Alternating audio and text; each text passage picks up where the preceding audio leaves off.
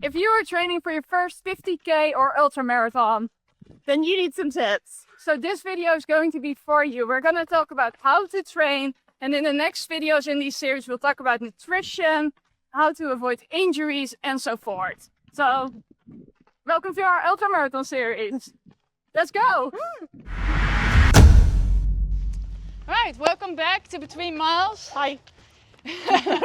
Today and in the next few episodes, over the next few weeks, we're going to do a little series on how to train for your first ultramarathon, and specifically how to train for your first 50K. Reason for this being that I'm going to be running my first 50K in November. So I have Lydia, who's definitely an expert as my coach. I pulled you into the dark side. Yes, she did. Furthest distance I've run so far in one go is 40K, so not even a marathon, it's just 40K. That was last year. I've run a lot more ever since. And over the next few videos we will talk about different topics. So today we're going to talk about training. We will also have an episode about fueling and nutrition. We will do an episode about like the mental game itself. We will do an episode about gear and essentials, like what do I need to bring. Yeah. And then maybe once we get closer to the race, one about just strategy. How am I actually going to do this race? And then you'll come along with us for the race. Exactly. So then we will take you all to the actual race. Oh my god, chickens. Oh. Roosters. Okay. So that's going to be super fun. The race itself is in Madeira. And yeah, hopefully these videos, this series will help anybody who is preparing for their first ultramarathon, their first 50K, to be well prepared, basically. And they can go through it with you as you learn your 50K. Yeah, I think another video we might do is just the top mistakes to avoid. Yeah. So I'm sure there's a lot. So today we're going to talk mostly about training, because that's where we all start. I think we need to take a left here. Yeah. Yeah. So training is where we all start, of course. Now we're going to talk a little bit about how much I should be running, things that I should be doing in terms of training, like speed, hills, walking, easy runs, and so forth. We're going to talk about things to maybe avoid, things to focus on. And what I want to start off with, Liz, is the amount of kilometers that I should be running every week. Now, obviously, this kind of might depend on how long somebody has to train. Yes. For me, this race now is at the start of November. We are at the start of August, so that gives me 4 months, say a training block of like 16 weeks. Yeah. Right now, I'm already running a lot. Like I am running weeks of like 100K. But for the sake of this video, to make this a little bit more relatable for everybody else, we'll assume that I'm at 60K a week now, that is my peak. Yeah. So let's imagine like right now, the most I run in a week is 60K. How would you structure a 16-week training block? Imagine that this is week 1. I'm starting again with training. Where do I start?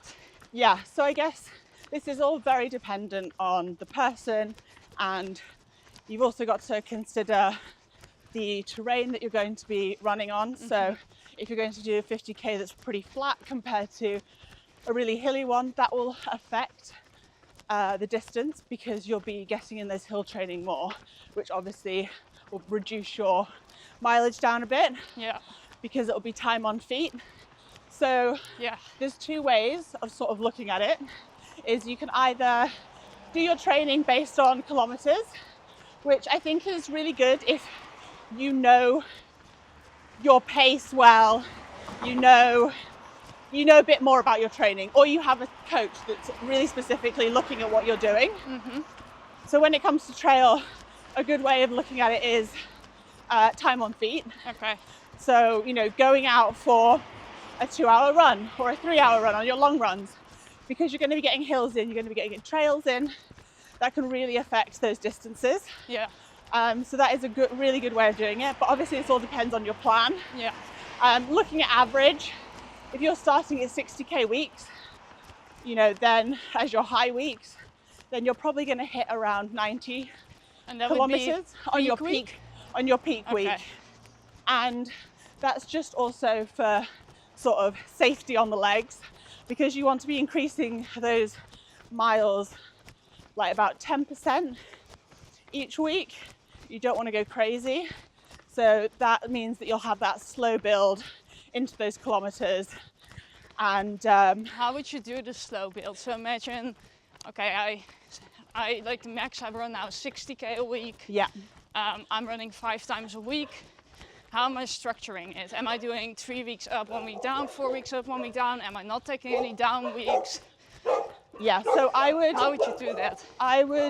the way I always do any training is 3 weeks building and 1 week deload. So that's basically, you start at 60, then the next week you might be doing 65, 70. Then the next week you're ramping it up to maybe 70 again, 75. And then you're bringing it right back down to about 65. Yeah. So it's almost like doing, a couple steps forward, 1 step back. Yeah. But you're always building on that. So that deload week will still bring you back down to 65. Just so you're still building those miles. And you keep doing that. So then after you've had that deload week, you're probably going to be feeling a bit fresher. And then you ramp it back up. So then, you're going 70, 80, and so on. And How much would you run in a deload week? it really depends. Some people like to keep their weekly sessions exactly the same. Yeah. And just take off some of the pressure. So, you might be doing less kilometers, or maybe you're doing smaller hill trainings, things like that. Yeah. But some people like to take more rest days. Yeah. So the option there is that you go, actually this day I'm going to take 2 days or 3 days rest. This week. And that's how I recover. So it really is very dependent on the person, and I think that's really important to really personalize a plan to you, because you'll learn things while you're training for this ultra. Like, some people prefer doing one huge long run.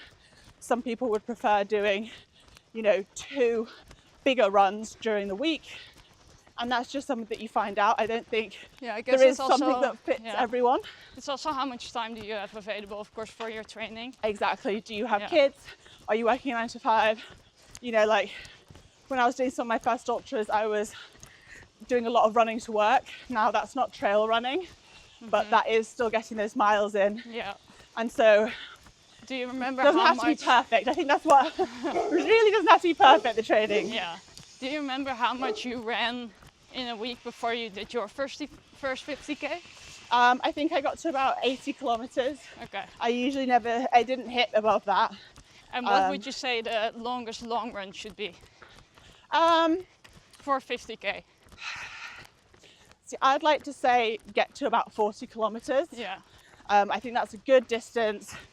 If you have a marathon or a trail marathon in your area, in your training block that you could sign up for, that would be amazing. Yeah. Because that's a perfect way to sort of get in those miles with aid stations, Yeah. with people around you. Also practice a little bit of the pre-race nerves. Exactly. Yeah. But if you only get 35 in, also absolutely fine. If you're getting good training weeks in, those miles that you're getting each week are going to accumulate and make you stronger. Yeah. So, don't beat yourself up if you can only get 35 in, a 30k in. I think that's still really good mileage. And I just like to get close to it, yeah. the number, but everyone's different. I mean, I think it mentally helps to know that oh, I can run that distance in one go. Yeah. Even though you might, I personally will probably not run 50k before the 50k. No. Not in one go. And I really don't think anyone needs to be running 50k before they run it. You should never do the distance before you do the distance. I think, mentally, I think people like to think, oh, I want to run 50k to know I can do it. Yeah. But that training is setting you up to run that. It's always you don't want to different on fatigue. race day.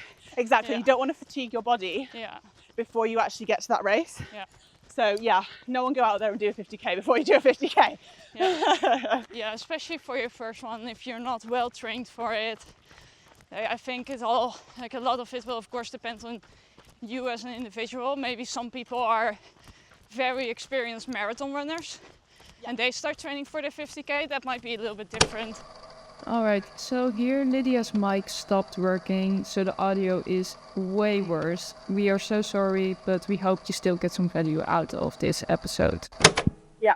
Oh yeah, completely. If you're coming from an intermediate to advanced training, your training and your mileage will look completely different to if this is your first 50k. If you haven't run a marathon before, you know, the beginner level is going to look very different. I think that really reflects on people's training. Yeah, I think right now, because trail running and ultramarathon have become so popular, there's a lot of people that might jump from a 20k trail run event to a 50k. Yeah. Skipping a marathon, not necessarily having the experience of running longer. Maybe in terms of time, because a 20k trail is going to be very long. Yeah. But there's a different kind of jump happening there.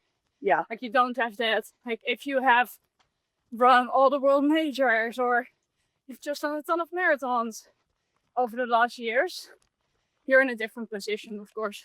I think that's why it's super key that, you know, even if you're beginner, intermediate, advanced, if you've done certain things before, all the training, like your coach or the app you're using, really needs to be personalized to you because it is so different and so varied, people's paths to running. Yeah.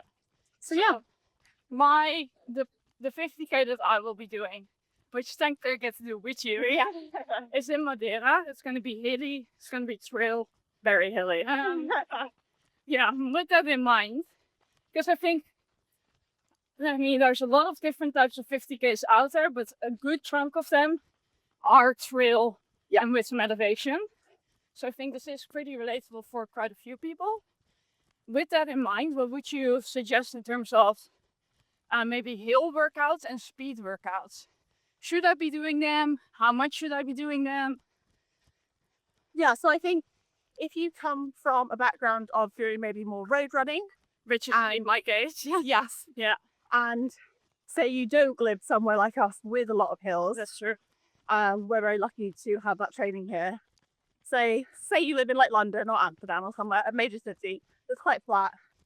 Then you've probably got quite a bit of experience with, you know, going to the track, getting some speed in. And I think it is great to keep that in your routine. That's always good training, but you're looking maybe to bring those like 400 sessions down and just add in the threshold. So looking at maybe keeping a 5k pace, you know, keeping those longer workouts, but keeping that track workout or threshold workout once a week. That's still great to keep in. And then why do you think it's still good to have them? I think it's still good because you're still going to be racing. It's still good to keep your, you know, keep your heart rate up. Yeah. Get that training in. It's just, you don't want to be pushing yourself on 400s. That doesn't relate to what you're going to be doing. Yeah, some more tempo runs. Exactly. Yeah. And that is a way of like, you know, pushing yourself, exerting yourself. But you do want to be cautious of it. Yeah. Especially if you're trying to ramp up your mileage. You want to maybe drop down that pace. Keep it a bit easier than what you would have been doing if you were, say, training for a 10k on the road. Yeah. Because you're not going to need that speed. But it is still really beneficial to a training block. Whereas what you really want to be focusing on is those long runs, the easy runs, and also those hills. So if you have the option to go out and do a trail run at the weekend, that's amazing. If you really don't have that option, you're really stuck in that city. Yeah. Then, you know, find a gym, get on the Stairmaster, get on the treadmill and rank, you know, up the elevation. Yeah, sweat it all out in the gym. Yeah, I remember being on the Stairmaster back in the Netherlands and just like sweat dripping down. Yeah. But it's no different here. I know a lot of people would say like, you know, oh, that's not an effective way of training, but you got to think if that is your only way of getting your kills in, then that's just something you got to do. Like, yeah. I've done it in London, people do it in big cities, and then you go out and get your long run in. And that's just a good way of sort of balancing it out. It's just what you have available. Yeah. Don't go, oh, I'm not going to do it because I don't have any trails. Obviously, the perfect scenario is trails, but you train for what you're going to be racing. I think it's actually nice if you're able to maybe find a few trail races. So I can imagine it. I mean, in the Netherlands, this would be really hard because it's so flat. Yeah. But from London and many other cities, you might be able to find trail races on the weekend. Yeah, they're definitely it's gonna but yeah. But it's gonna mean you need to travel on the weekend, but you can make a weekend out of it. Exactly. And if you can do that at least once or twice, you also get a bit of racing experience, I guess. Yeah. So, and then what about like walking and hiking? Should I also be doing that for 50k or? Yeah, think so it's not that do not be afraid of power walking, power hiking, especially when it comes to elevation. If this is your first 50k, then don't be afraid to walk. Don't be afraid to power hike. Yeah. If the elevation's really high, get some poles. Get used to hiking up with poles because that really help. Obviously, this is all based on your experience. If you're really good with hills, then you might be able to jog up them. But the only way to know that is sort of go out, test it out. Yeah, I guess Training is your playground. Yeah. Find out what you're good at. Find out what you can do. You don't want to spike that heart rate and, you know, hit a wall. If you could have power hiked, carried on running the whole way. How would you go about?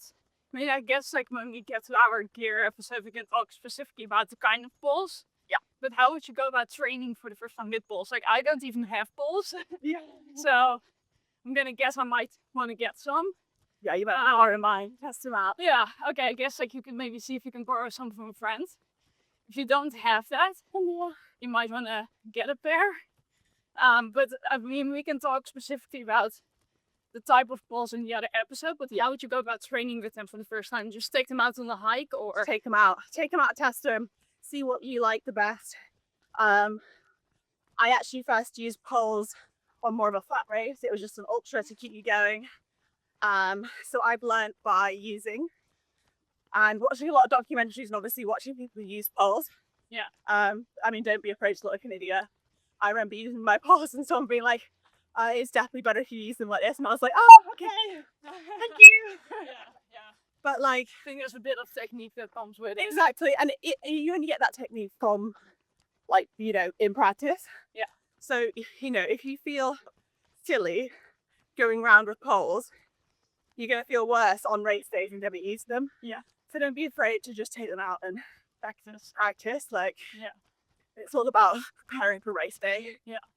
And what about, for example, I mean, I run 5 times a week. I'm running 60k a week now. I will be ramping up, then going down. Now, obviously, the deload weeks really help to avoid overtraining. Do you have any other tips to avoid overtraining? You know, how much rest should I take? Yeah, Building up in like a 16-week training block, I guess. Yeah, so the key thing is follow your plan. If you have a plan and you think, oh, this is too easy, one, talk to, you know, either the app or the coach. But also have that in mind, you're going to be building up. It might feel a little easy now, but there is probably a reason things feel lighter. Yeah, don't push it too quickly. Exactly. You know, when it comes to deload week and you're like, yeah, but I feel fine. I can carry on. Yeah. There's a strong reason why that should feel easy. Yeah. Why you should have a rest. So don't go, oh, I feel fine. I can definitely do another week. Yeah. There is a reason. There is deload week. And you'll probably figure that out when you come to end your training and you're feeling fatigued, or if you didn't listen, why you have an injury. Yeah. So it's, yeah. And then also listen to your body. So you're going to get sick in those weeks. You're going to have family events. You know, Yeah, you can be stressed from work. Exactly. A lot of things can, of course, happen during a training block. And that can all affect your training. Yeah, so don't beat yourself up when you don't have a perfect week. Yeah. It's going to happen in 16 weeks of your life, like, a long time. Yeah.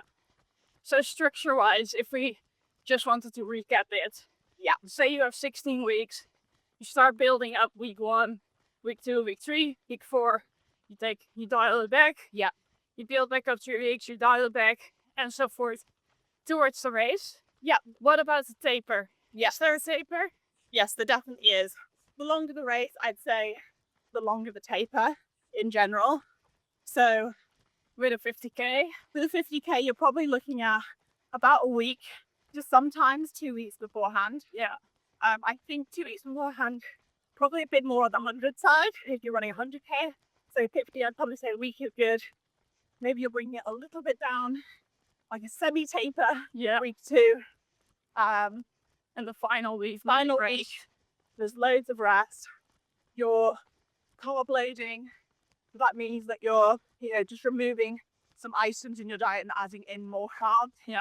Instead of just loading up. Yeah. And you can for a taper, it looks different for everyone, but you basically want to just drop those miles, have an extra rest day in there, just get those legs ready for that 50 kilometers you're at the race. Yeah. Okay. I think it's pretty solid. I know the structure. I know what I should work up to, about 90 kilometers peak week. Yeah. I know I should be taking my rest day seriously. Shouldn't build up too quickly. Even if it feels easy, there's a reason for it. Yeah. Keep going, slow. Focus a lot on easy running, long running, maybe even more time than distance, depending on your race. Yeah. Especially if you're getting those hills in. Yeah. Practice those walks up those hills. Practice power hiking if you can. Practice running on hills. Keep some speed work in there, but dial back the intensity and how much. Yeah. And yeah, I guess make sure that you sleep well. Yeah. And rest well. Exactly. Right. And then if you feel a niggle, of course, take it easier. Do your busier. Yeah. Yeah. Make those right things. Okay. Nice. And then what's next week on our 50K series? Next week. I think next week you should do fuel and nutrition. Because it's such a big part of it. Like, how do I fuel before, during, and after my race? Yeah. But also during the training block. Because it's so important. Like, how do I train getting the right fuel in? Like, I'm used to taking a gel or two on a race. But that's already on a half marathon. So 50K is going to ask for more. Yeah. And maybe not just gels. So I think we can talk about different types of nutrition. And also hydration. Awesome. So we will see you next week for nutrition. Yeah, perfect. Right, thank you for watching. Thank you. Don't forget to like and subscribe. And see you then.